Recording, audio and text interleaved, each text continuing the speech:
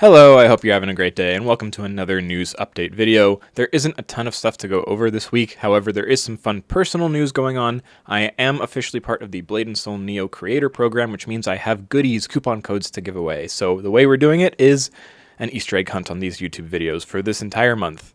So for the month of July, every new YouTube video that I put out that is Blade & Soul related, which is going to be all of them, let's be honest, that's all I do now, is going to have a bestie bottle, Madden's bestie bottle.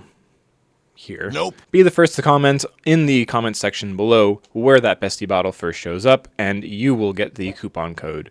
Make sure to hit subscribe, hitting that notification bell just to make sure that you are the first to get notified whenever I put out a new video, so that way you can also be a winner if you don't get it the first time. As a quick reminder, these coupons are only claimable by one account per month, so don't try and snag all of them. I will not give them out to the same account as well, but please feel free to join in and enjoy the fun. Keep a lookout for that bestie bottle in this video.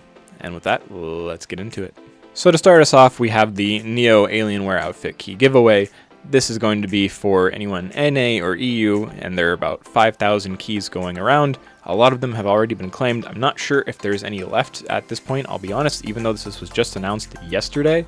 But if you want to, follow these links and you'll be able to get redirected to a web page. On that web page, you'll have to log in. You can log in through a linked account like Discord or Steam or whatever, and then you'll be immediately prompted to grab the coupon code. It'll give you a code and you can claim it in your F10 by putting in that coupon code there. It's just going to be an outfit that you get. It's a pretty cool outfit, to be fair, and then also an alter appearance ticket. So if you're looking to maybe change the look of your character a little bit and you want to do it for free, now's your chance. And then the only other official released piece of news this week, Jesus, it's been dry, holy. We have the week 3 of the Battle Pass Plus selection chest rewards doled out, with the maintenance that's currently in progress right now or has just ended, depending on when this video actually gets released. So if you manage to hit the rank level 30 in your Battle Pass before this maintenance, you're able to now get your purple selection chests. Anyone who missed it, like myself, I was about 3,500 points off, so about a day or two of progress. Unfortunately, that means you're going to have to wait another week,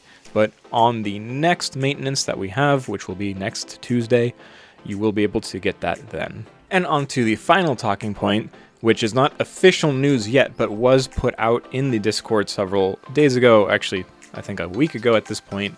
We did have confirmation and an announcement in the general chat on the Discord from Ronan saying that there are server merges coming for both NA and EU. At least I believe it's for both. They don't have full details on how the merge is going to happen yet, so everyone is kind of waiting in anticipation. And as of right now that I'm recording this video, it still hasn't been announced, so we'll have to wait and see what's going on with that. And since this week has been so dry in news, I wanted to take a minute to just talk about this topic of the server merges, because I find it rather interesting. Everyone can look around and see that the game is slowly losing population, and that's not to be unexpected, but the problem is that NCSoft is not getting any new players in. Now, I do know that there's supposed to be something in the works. I've been told that they're trying to work on in order to grab some new player attention, in order to get some old players maybe returning. Who knows what that's going to be, but all we can do is hope for the best. But I'm curious to hear other people's opinions about what this might mean for the game. The server merges is a very particular topic because it means that there's a low enough population to warrant degraded game quality for most of the players in the game, to the point where they have to repopulate one server as opposed to keep them spread out. This coming just a month after, I think, the Steam release of the game is not really good to see, especially when you can look at the Steam numbers through a variety of different sites and see that there's not really anyone playing the game, especially at least through the Steam client, as far as we can tell. And who knows how many of those people are actually playing on Purple too. I am hard pressed to say that the game is completely dead, but it definitely isn't a good look. And then on top of that, you're then going to deal with the issues that top players are going to have with server merges versus the other players in the game. For the mid and lower tier players, people who are just trying to get by, enjoy the game casually, server merges I think is only a good thing. You have more populated servers, you have more people willing to carry you through dungeons or help you learn new things. Having a more populated server just means more things happening. Now, this changes a bit in dynamic when you're talking about more experienced or more top of the table players. We're talking about the people who are used to getting top 1 to 5, maybe 1 to 10 on World Boss, let's say. People running the high-end content in the game, on people spending an hour of their life every day trying to farm in Skyhaven. Now, for the people on the more populated servers in EU, that would be Moonwater Plains, in NA, that's Heaven's Reach, there probably isn't going to be too much of a change. The populated servers also tend to be the servers with the biggest whales and most geared players. You're not going to see too much added competition there, but for all the people in the other servers that may or may not be merged with those bigger servers, there's some issues going on.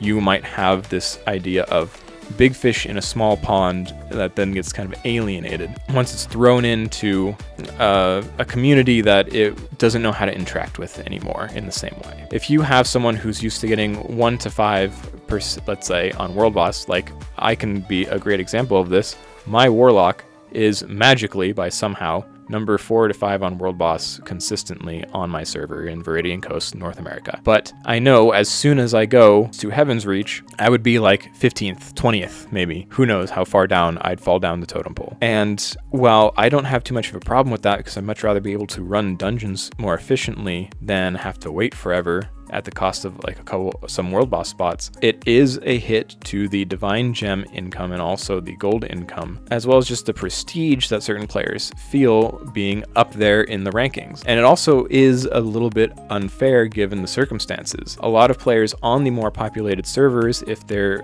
happen to merge all the servers, will have already been ahead because they managed to take advantage of the extra things that they had to begin with because of a higher population server. They are able to find dungeons faster, they are able to find better carries, quicker carries, they are able to farm all the content easier and have an easier way to gain income there. The players who had to struggle through lower population servers, and I'm especially thinking about Bamboo here in NA, they have been super low population forever. It is crazy to see the amount of people who have actually managed to fight against that. Props to you. You can't just take them and merge them together and say fair's fair, kind of deal with it. I mean, I guess you could, but that's not going to really bode over too well with those players. But at the same time, what are you going to do? Make a compensation package for every player coming from a lower population server merging into a higher population server? That also doesn't seem fair to the people in the higher population servers. It's not their fault they chose the server that ended up being higher populated. You know, in the same way that it's not the lower population server's fault that they ended up in a server with lower population or more people dropping or whatever happened to then lead them into the position that they were in. So I believe one of the things holding up the server merges right now is that in the NCSoft offices, they're currently trying to figure out how they want to do this. They know that they want to merge the servers, but they don't know how to properly compensate players in order to kind of mesh the communities together. And of course, with the meshing of communities, there's always going to be butting of heads and a lot of friction at the beginning until players kind of settle into another routine.